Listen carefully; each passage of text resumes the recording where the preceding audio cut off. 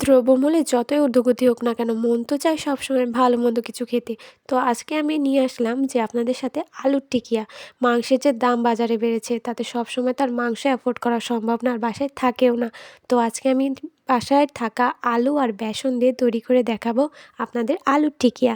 তার জন্য আমি এখানে 2টা আলু 2 ভাগ করে কেটে সিদ্ধ করতে প্রেসারে বসিয়ে দিয়েছি। সামান্য লবণ দিয়ে দিয়েছি। এখন প্রেসার কুকারটা আমি গ্যাসের উপর দিয়ে দেবো। আর এদিকে কড়াইতে বেসন নিয়ে নিচ্ছি। এখানে আপনি আন্দাজ মতো পরিমাণটা নিয়ে নেবেন, আমি উল্লেখ করলাম না। বেসনটাকে ভেজে নিতে হবে যতক্ষণ না একটা সুন্দর ঘ্রাণ বেরিয়ে যাচ্ছে। এখন বেসন ভাজা হয়ে গেছে, এখন ঠান্ডা করতে দেবো। আর আলু এখানে আমার ম্যাশ করে রাখা হয়ে গেছে। এখানে আমি পেঁয়াজ ব্রেস্তা করতে দিয়েছি। পেঁয়াজ এখানে ব্রেস্তা হয়ে গেছে, কোনো লবণ বা কিছু দেবো না, শুধু জাস্ট ভাজি করলেই হবে। এখন এই পেঁয়াজ ব্রেস্তাটা আলুর সাথে মিশিয়ে নিচ্ছি। এখন এখানে আছে বেসন, রসুন, আদা, জিরার গুঁড়া, গরম মশলার গুঁড়া, লবণ, ধনিয়া পাতা কুচি।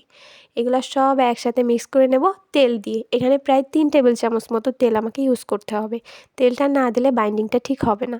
আর হাতেও একটু তেল মাখিয়ে নিয়ে টিকিয়ার আকারে শেপটা দিয়ে নিতে হবে। তেল ভালো মতো গরম হয়ে গেলে তখন আপনি চেক করে এই টিকিয়াগুলো ভাজতে দিয়ে দেবেন।